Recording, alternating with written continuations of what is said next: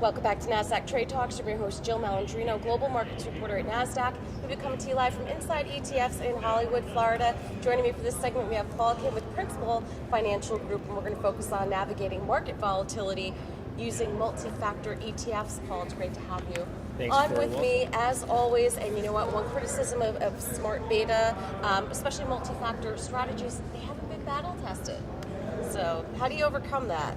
So the good news about volatility is that they do provide you some test scenarios, and fourth quarter is certainly a period that has gone down in history as one of the more volatile quarters in terms of rapid falling prices. And so I would say in general, the smart beta ETF world has navigated fairly well.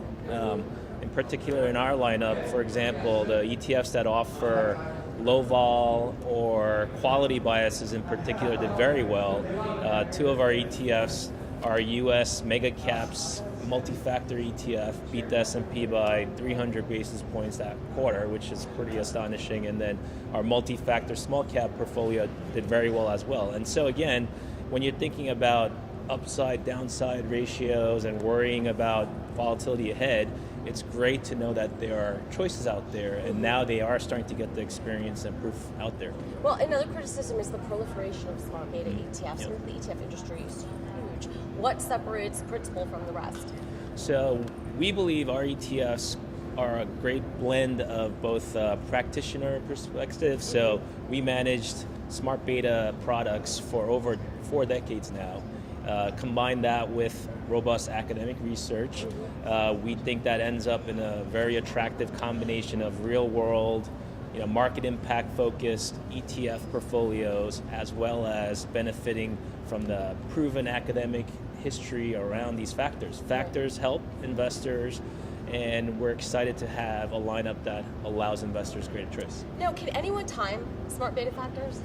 It's hard. Yeah. And so from a timing perspective, I think one of the reasons you're seeing so much activity and interest on the multi-factor side is the acknowledgement that it's really hard to pick factors and the timing aspect of it. So getting multiple factors in one portfolio is one way to do it.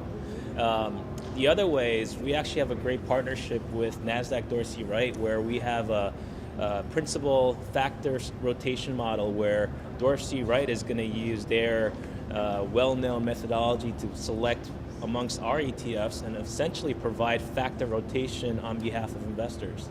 All right, Paul, thank you so much as always for joining me.